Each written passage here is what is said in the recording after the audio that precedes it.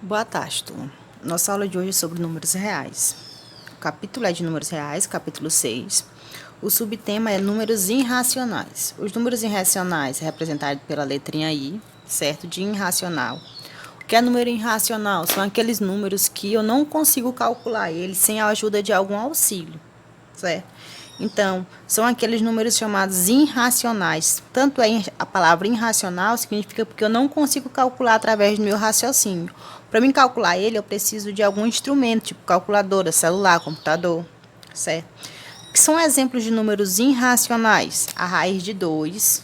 Por quê? Porque ela não é a raiz exata. Eu sei que ela existe, mas eu não consigo calcular a raiz de 2. Mas se eu pegar a minha calculadora e colocar a raiz de 2, eu vou lá e dar um número muito extenso, infinito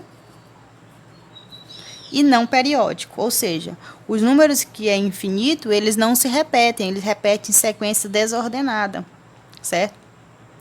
Então, números infinitos e não periódicos, ou seja, que não são ordenados naquela mesma sequência, não é um número chamado irracional. Então, aquelas raízes que não são exatas, raiz de 2, raiz de 5, raiz de 50, todas essas raízes que não são exatas, elas não são números reais, elas são números irracionais, certo?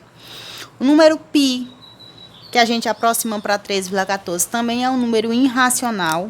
Ele, de fato, ele é um número irracional, ele é um número infinito e não periódico, certo?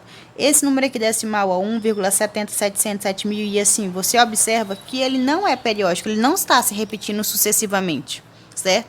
Ele está se repetindo, mas não é ordenadamente. Um número periódico, ele é isso, ó, tipo aqui, ó, 70, 70, 70, isso aqui é um número periódico. Está se repetindo 70, 70. Aqui não está se repetindo.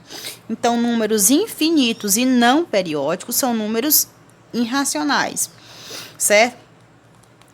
Por que ela é irracional? Porque eu não consigo calcular através do meu raciocínio. Todo número racional, ele pode ser escrito nessa forma aqui, A sobre B. Já os números irracionais não podem ser escritos. Não podem ser escritos, certo? Então, o que é número irracional são números que eu não consigo calcular através de algum auxílio. Quais são eles? Quais são de que tipo? São infinitos e não periódicos. Não esqueça disso, eles são números infinitos e não periódicos, certo? E agora a gente vai fazer uma atividadezinha e até a próxima aula.